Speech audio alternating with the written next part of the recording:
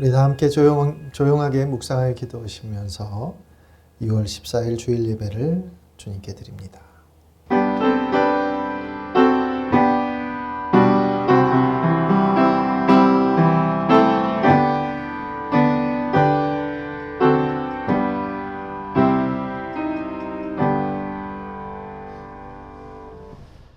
경배 찬송 9장 함께 찬양 드리겠습니다.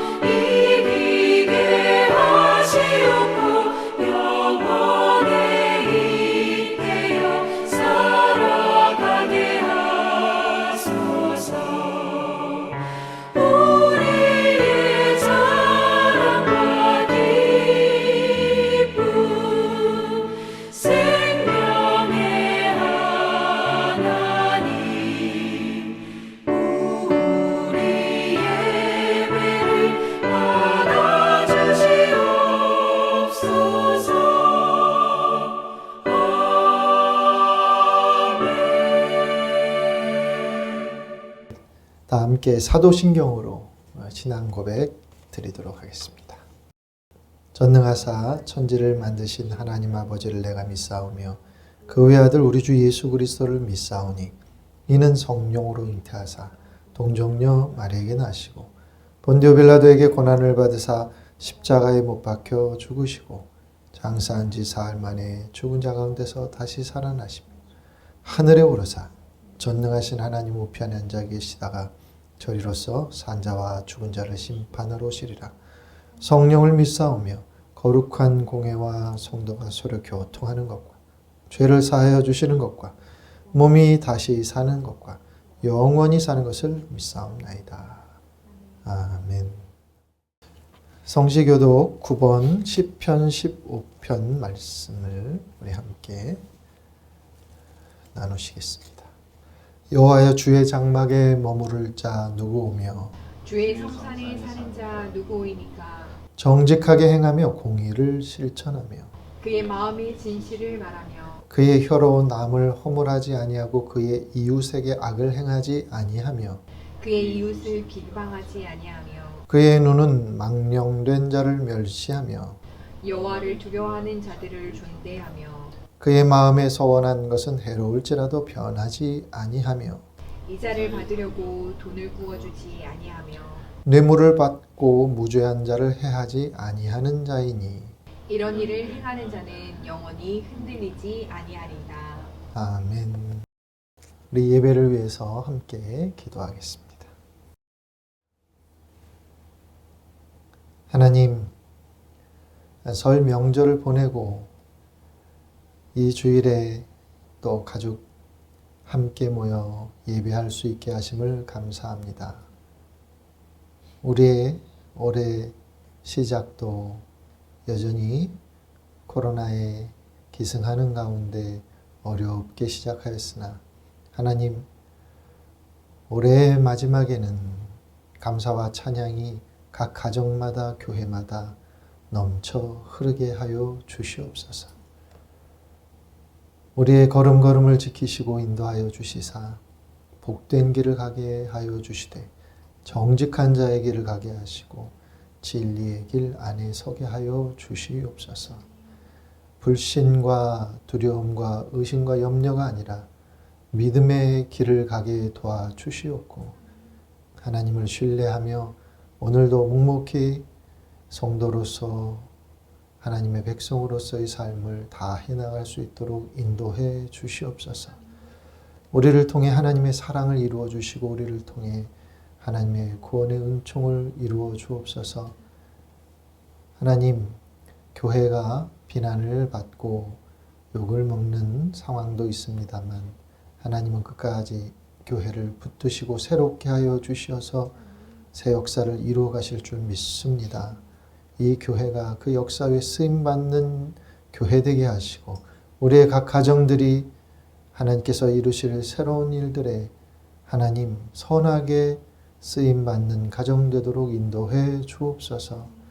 오늘도 각 가정에서 예배 드릴 때 예배를 흠양하여 주옵시고 예배를 드리는 모든 가정 위에 은총과 건강과 화평을 더하여 주옵소서. 정성희 권사님을 비롯하여서 육신의 곤고함과 질병과 싸우는 모든 이들을 하나님께서 당신의 품 안에 품어주시고 소망과 위로함으로 채워주시오며 끝까지 이기고 승리할 수 있도록 하나님 모든 치유의 과정 속에 주님이 동행해 주시옵소서.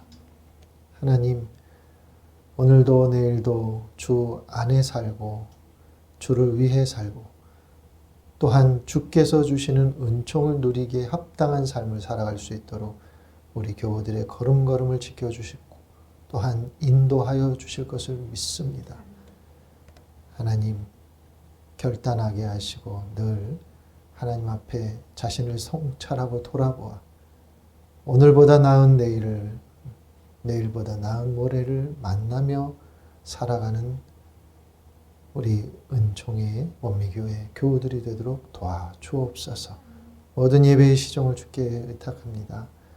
드려지는 예물을 축복하시고 드리는 예물 위에 하나님의 구원의 은총을 더하여 주시옵고 드리는 손길과 가정을 하나님 필요한 모든 것으로 채워 주시옵소서. 언제나 우리 가운데 함께 하시고 우리를 살피시고 도우시는 예수님의 이름으로 간절히 기도드리옵나이다.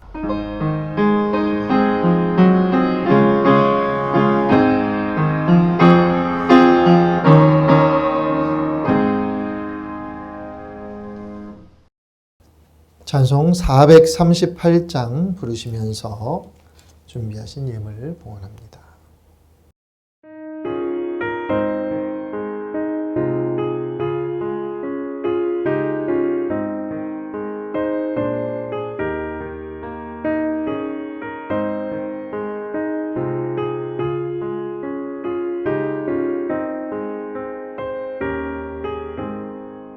내 영혼이 은총 입어 주와 죄짐 먹고 보니 슬픔 많은 이 세상도 천국으로 와도다.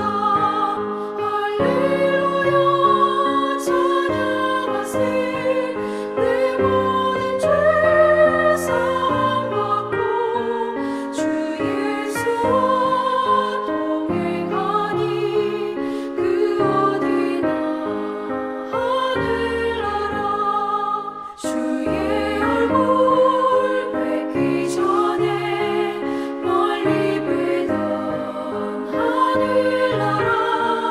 내 마음속에 이루어지니 날로 날로 가깝도다. 할렐루야 찬양하세. 내 모든 죄 사함 받고 주 예수와 동행하니 그 어디나 하늘나라. 높은 산이 거친 들이 조망이나 궁궐이나 내 주 예수 모신 곳이 그 어디나 하늘나라. 할렐루야 찬양하세. 내 모든 죄 사함 받고 주 예수와 동행하니 그 어디나 하늘나라.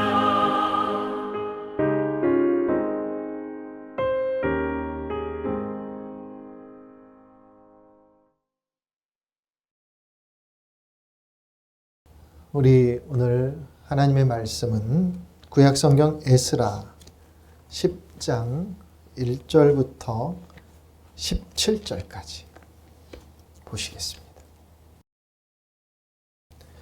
에스라가 하나님의 성전 앞에 엎드려 울며 기도하여 죄를 자복할 때 많은 백성이 크게 통곡하며 이스라엘 중에서 백성의 남녀와 어린아이의 큰 무리가 그 앞에 모인지라.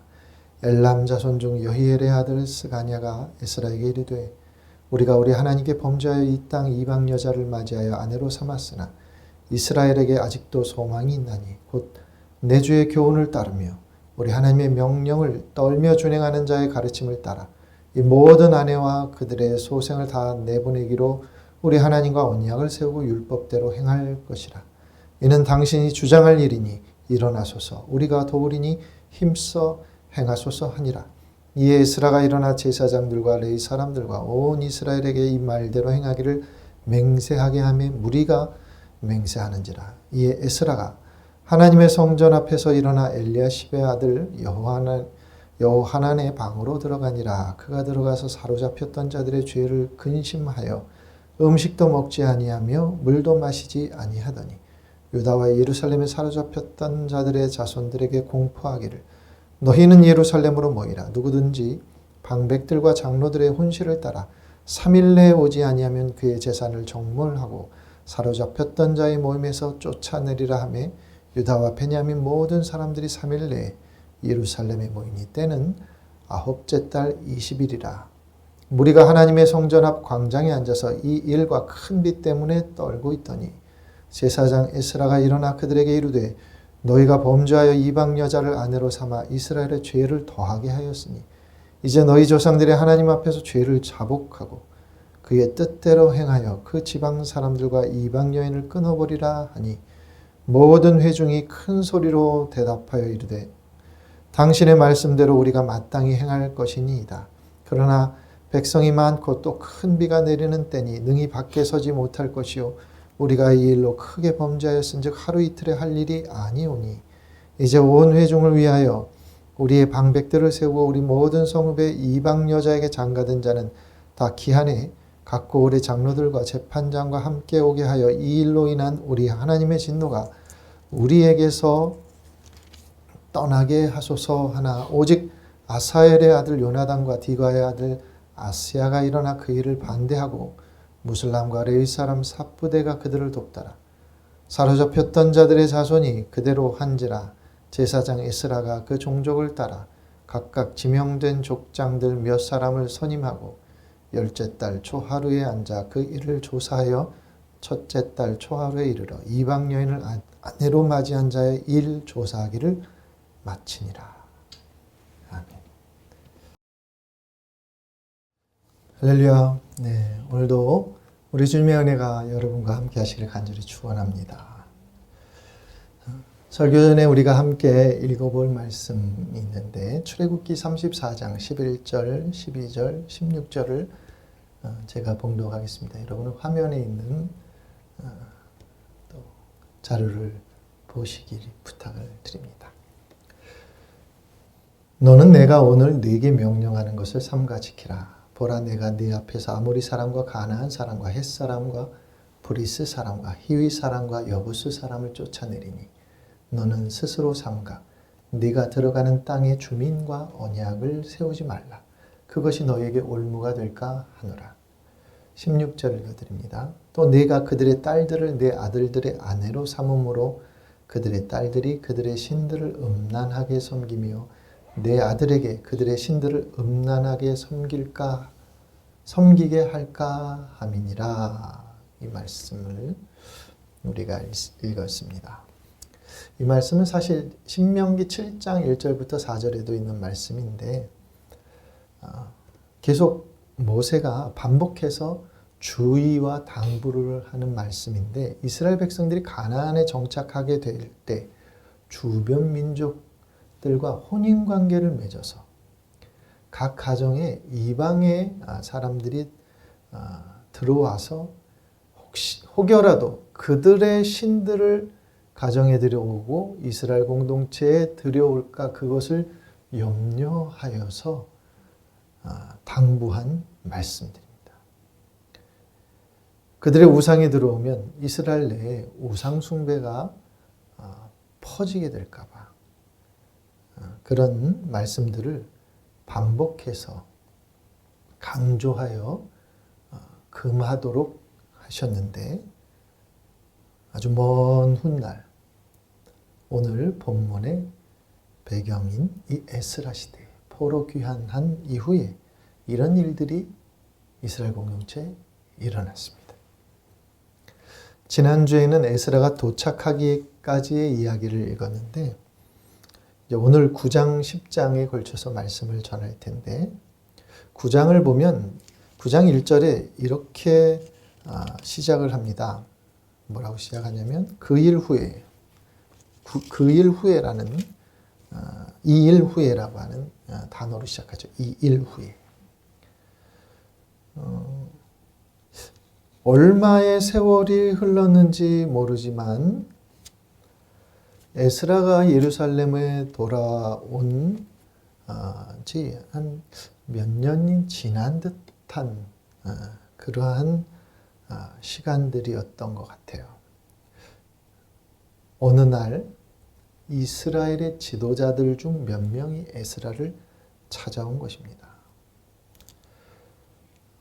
1절과 2절, 9장 1절, 2절을 쭉 읽어보면 무슨 얘기를 하는가 하면 제사장들과 레위인들이 이방인의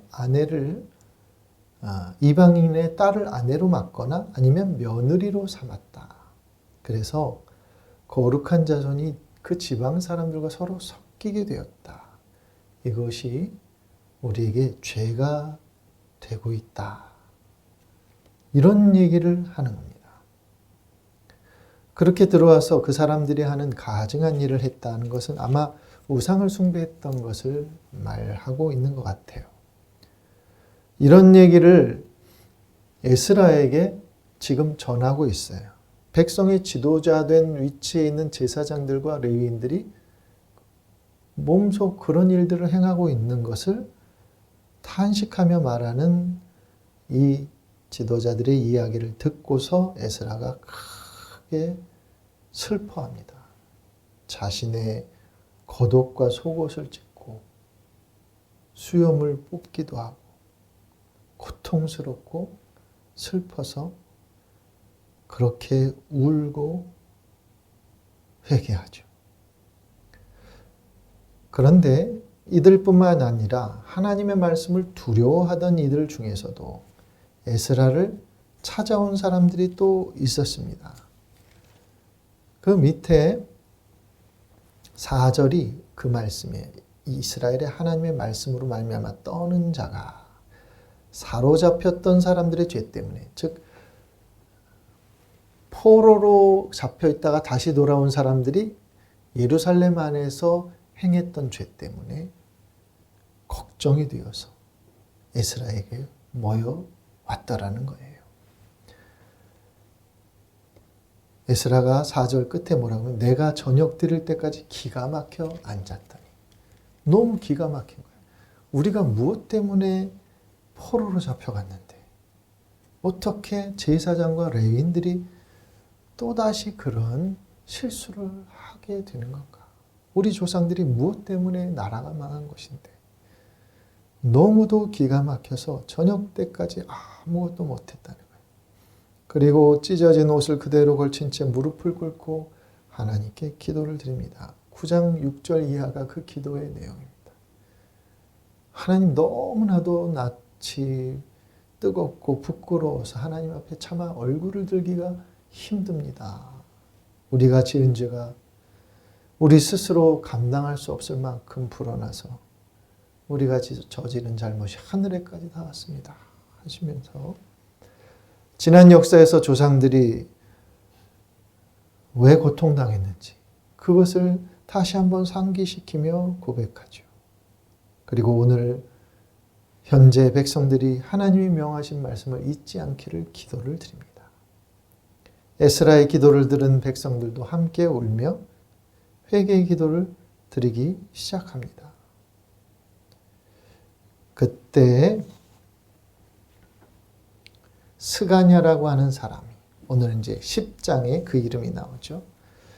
10장 1절에 보면 백성들이 회개하는 모습이 나오고 10장 2절에 보면 엘람 자손 중 여히엘의 아들 스가냐가 에스라에게 이르되, 에스라에게 이렇게 건의하는 겁니다. 뭐라고 건의하냐면, 에스라여, 그동안 이방의 여인과 결혼한 사람들은 이방의 아내와 그 아내에게서 얻은 자녀들을 모두 자기 땅으로 돌려보내게 하십시오. 당신이 그 일을 해야 합니다. 당신이 그것을 지시해야 합니다. 이렇게 건의를 하는 거죠. 그래서 에스라가 포로되었다가 돌아온 백성들을 예루살렘으로 모이라는 명령을 내립니다. 사흘 안에 모이지 않는 사람들에게는 그 재산을 몰수하고 공동체에서도 쫓아내겠다. 이렇게 엄포를 놓습니다. 그래서 온 백성이 그 일로 떨면서 큰 비 가운데에도 다 모였습니다. 에스라와 지도자들은 이방 여인과 결혼한 사람들은 다 그 가족을 자기 땅으로 돌려보내라는 선언을 합니다. 그런데 누군가 건의를 해서 좀 더 상세하게 조사하고 또 본인들이 자백하게 하고 그렇게 해서 3개월 정도의 조사 기간을 거쳐서 이방인과 결혼한 제사장들, 레위인들 명단을 보고받고 그들로부터 이방의 아내와 자식들을 모두 자기 땅으로 돌려보낸다는 각서도 받습니다. 그리고 그들의 명단을 10장 18절 이하에 기록하고 있습니다. 에스라서가 여기까지 기록되어 있어요. 에스라는 조상들의 잘못을 되풀이하여서 또다시 하나님의 진노가 이 땅 위에 예루살렘에 임하는 일이 없도록 아주 단호하게 조치를 했습니다. 신앙적인 측면에서 하나님 앞에서 백성들이 영적인 성결함을 잃어버리지 않도록 한 그러한 마땅한 조치였습니다. 특별히 제사장들은 예배를 주관하는 사람들이요, 백성들에게 하나님의 말씀을 가르치는 사람들이요, 그들의 삶에 일어나는 분쟁과 재판을 소송을 판단하는 그런 일을 해야 하는 지도자들이었는데, 이들이 이방인과 결혼하여 살았다고 하는 것은 백성들에게 본이 되지 못했던 아주 큰 허물이고 죄였습니다. 결국 이들 모두는 가정이 깨어지고 눈물로 가족들과 생이별을 해야만 했습니다. 이 일은 예외 없이 모든 사람에게, 모든 가정에 적용했던 것 같습니다. 그런데 여러분, 이렇게 에스라서의 이야기가 이제 여기까지 진행되는데, 에스라가 돌아와서 했던 아주 중요한 일 가운데 하나가 이 일이거든요. 이 에스라와 당시 지도자들이 이렇게 결정한 것에 대해서 여러분들은 어떤 마음이 드십니까? 당연히 해야 할 일이었다. 종교적으로 신앙적인 측면에서 보면 모세의 율법을, 모세를 통해서 주신 율법의 정신을 따라서 취한 당연히 해야 할 일이었다라고 볼 수 있고, 그러나 그것이 100% 옳다라고 답하기 어려운 부분도 있습니다. 분명 에스라는 신앙적으로 바르게 판단하고 시행했다고 여겼을 것입니다. 원칙적으로는 에스라와 당시 지도자들의 결정에 수긍이 됐죠. 그런데 읽으면서 마음 한구석이 참 불편하기도 합니다. 아프기도 합니다. 왜냐하면 이 일이 시행되려면 해당되는 모든 가정은 갈라서야 되는 거예요. 강제적으로. 본인들의 의지와 상관없이. 부부관계가 깨어지고 부모, 자식과의 관계가 신앙이라고 하는 이름으로 강제적으로 단절되어야 했기 때문에 참 어려운 일이었을 것입니다. 그런데 좀 특별한 것은 10장을 끝까지 쭉 읽어보면 이 일에 대해서 성경이 어떤 판단을 내리지 않아요. 10장 끝까지 읽어보면, 에스라 끝까지 읽어봐도 하나님이 어떻게 여기셨더라, 하나님이 어떻게 하셨더라, 하나님의 반응이나 판단에 대해서는 기록을 하지 않고 있습니다. 이 부분이 참 아쉽습니다. 하나님이 이 부분에 대해서 어떻게 판단하셨다라고 하는 것을 기록해 놓았으면 참 좋을 뻔했다. 그런 마음이 듭니다. 왜냐하면 하나님은 가정을 굉장히 소중히 여기시는 분인데, 하나님이 이 일에 대해서 어떻게 여기셨을지, 어떻게 말씀하셨을지 개인적으로 굉장히 궁금합니다. 사실 애초에 제사장들이 제대로 살았더라면, 제대로 판단했더라면, 제대로 하나님의 말씀의 정신에 따랐더라면 생기지 않았을 비극이죠. 그런데 이미 결혼했어요. 자식들도 있습니다. 이스라엘 안에 들어와 사는 안에 태어난 자식, 그들과의 인연을 강제로 끊어내는 것에 대해서 100% 잘한 일이었다고 말하기가 저 자신으로서도 부담스럽습니다. 과연 사랑의 측면에서 보면 어떻게 해석해야 할까? 일괄적으로 이방인 아내를 두었다면 모두에게 똑같이 규율을 적용해서 어떤 개개인의 상황과 그러한 형편은 고려하지 않고 일괄적으로 똑같이 적용해서 그렇게 갈라서게 했다면 거기서 오는 아픔과 상처, 그 희생, 그런 것들이 꽤 있었을 것 같아요. 이 일은 또 다른 상처로 평생에 남아있을 사람들도 꽤 있었을 것입니다. 과연 내가 그 대상자라면 나는 아내와 자녀들을 모질게 떼어버릴 수 있었을까? 이런 생각도 해보게 되었습니다. 만약 이방인이라 할지라도 이스라엘 안에 거하면서 하나님을 신실하게 믿기로 다짐하는 이들에게 허용의 문을 열어주지는 않았을까? 그런 생각도 가져봤어요. 그런데 이것은 저만의 고민은 아닌 것 같습니다.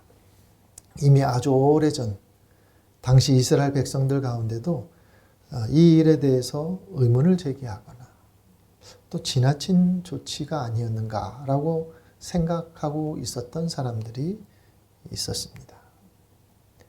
사실 이 부분을 읽을 때 같이 읽으면 좋을 성경이 한 곳 있습니다. 그곳이 룻기입니다. 룻기는 사사시대를 배경으로 하고 있지만 이 룻기를 기록한 시점에 대해서 일부의 학자들은 에스라 시대에 기록하였다라고 보는 학자들이 있습니다. 룻기는 다윗과 예수님의 조상인 보아스와 이방 여인, 모압 여인 룻에 관한 이야기, 룻과 이스라엘 시어머니 나오미의 사랑의 이야기, 룻의 헌신, 믿음, 이런 이야기들이 기록된 성경이죠. 그 모압 여인 룻이 하나님의 자녀가 되고 그 태에서 이제 다윗과 예수님이 후손으로 태어나시거든요. 이 룻기가 쓰여진 시대, 이 룻기가 에스라 시대에 쓰여졌다면 이 룻기가 얘기하고자 하는 것이 분명히 있는 것 같아요.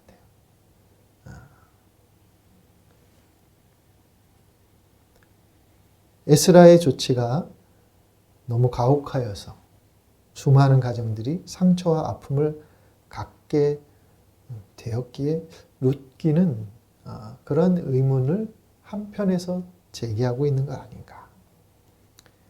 일괄적으로 가정을 다 헤어지도록 하지 말고 각 가정의 상황을 더 파악하고 형편을 돌아보아 고통을 최소화하도록 해야 하지 않을까. 이런 문제 제기를 하고 있는 것도 같아요. 왜 그렇게 세세하게 신중하게 살펴야 하는가? 그것은 우리 조상 다윗도 이방 여인 룻에게서 태어나지 않았는가?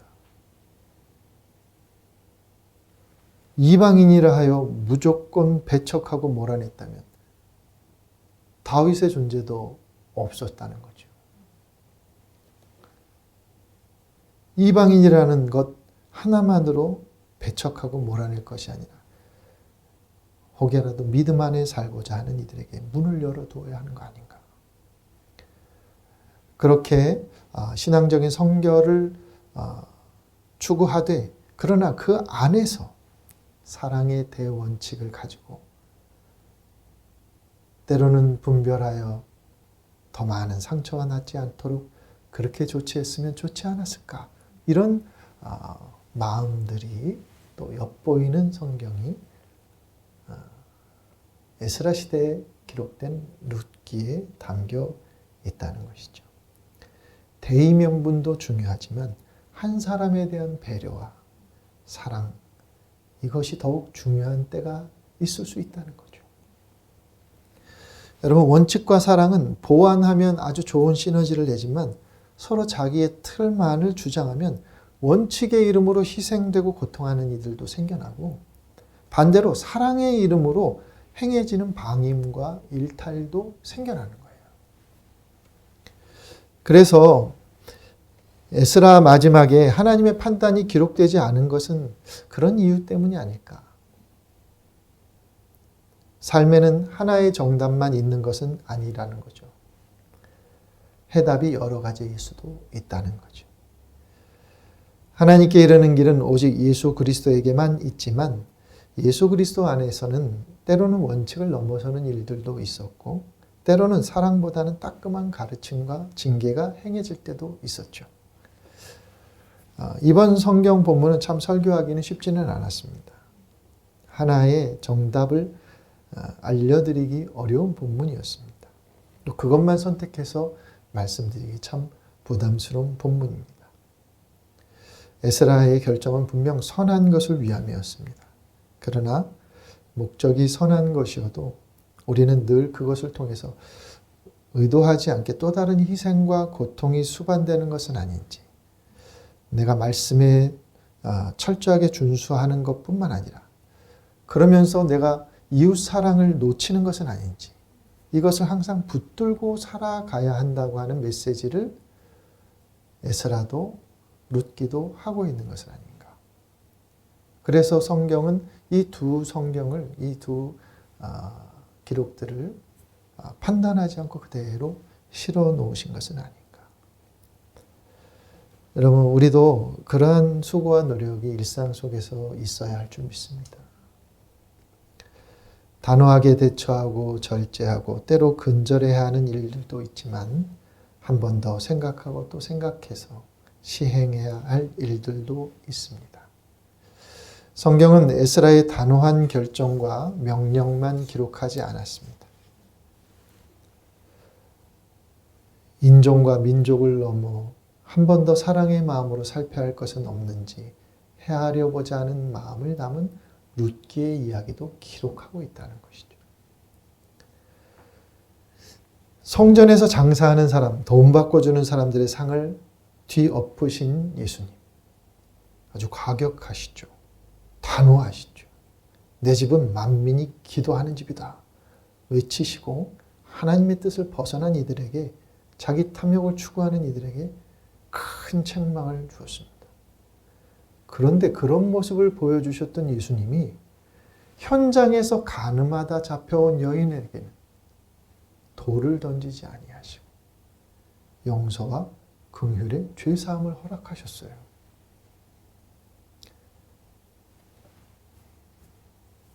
때로는 분명하게, 때로는 관대하게, 때로는 치열하게 죄와 싸우지만 때로는 큰 긍휼로 누구라도 품을 수 있는 그러한 모습들. 우리 원미교회와 여러분, 우리 성도들이 그런 참 좋은 모습의 믿음의 삶을 살았으면 좋겠다 하는 그런 바람을 가져봅니다. 여러분, 신앙이 굳건하게 서면서도 이 시대에 공감하고 교감할 수 있는 마음도 우리가 놓치지 말아야 할 줄 믿습니다. 시대가 비록 악하기도 하죠.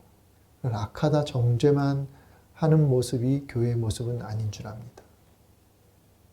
때로는 그 사회 속에서 어렵고 공고한 삶을 살아가는 이들을 향한 긍휼과 사랑의 마음, 자비와 나눔의 마음을, 그것을 가지고 이 땅을 살아가야 할 줄 믿습니다.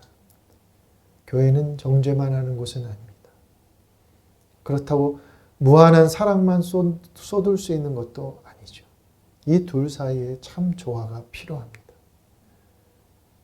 누구를 해치지 않는 조화 속에서, 그런 신앙 속에서 우리 믿음의 성결함과 또한 자비의 풍성함을 함께 갖추어 살아가는 우리 원미교회 교우들이 되기를 주님의 이름으로 간절히 축원합니다. 기도하겠습니다. 하나님, 우리와 함께하여 주시옵소서. 죄에 대해서는 단호하되, 그러나 사람에 대해서는 우리가 주님을 닮는 사랑을 갖게 하여 주옵소서. 언제나 우리 가운데 하나님의 마음과 뜻이 살아있기를 간절히 소망하며 예수님의 이름으로 기도드리옵나이다. 아멘. 교회 소식을 전하겠습니다. 이번 주 수요일부터 제 수요일 시작으로 사순절이 시작되겠습니다. 주일을 제외하여 40일 동안의 기간을 사순절로 지키게 됩니다. 코로나의 종식을 위해서 계속 기도해 주시고, 교우들의 가정과 삶의 형편을 위해서도 계속 기도해 주시고, 또 우리 정선희 권사님 또 아픈 환우들 위해서 계속 기도해 주시기를 부탁을 드립니다. 감사합니다.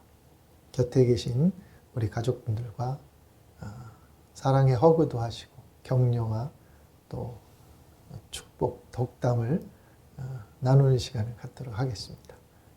사랑합니다, 축복합니다 하면서 한번 안아주시고, 그렇게 가족들과 손도 잡으시고, 그런 시간을 지금 잠시 가져보시기를 부탁을 드립니다. 네. 다 하셨으면 454장 찬송 부르시고 축도로 예배를 마치겠습니다.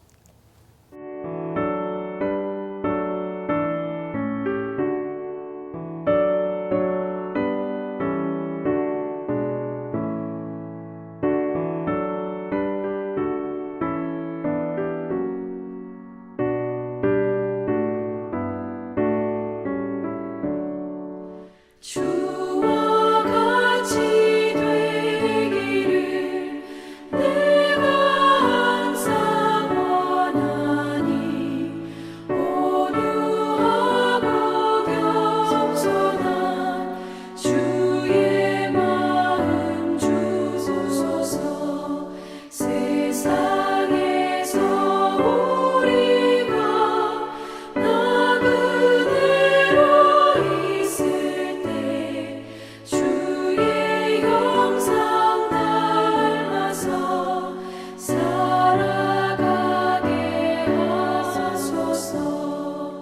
비록 작은 새라도 돌보시는 나의 주, 나와 함께 계시어 나를 지켜주소서. 마음이 깨끗한 일을 내가 항상 원하니 악한 마음을 버리고 살아가게 하소서. 주와 같이 되기를 내가 항상 원하니 주님 뜻을 따라서 살아가게 하소서. 주 은혜로 거듭나 말씀 위에 굳게서 영원 무궁하도록 주와 함께 살리라.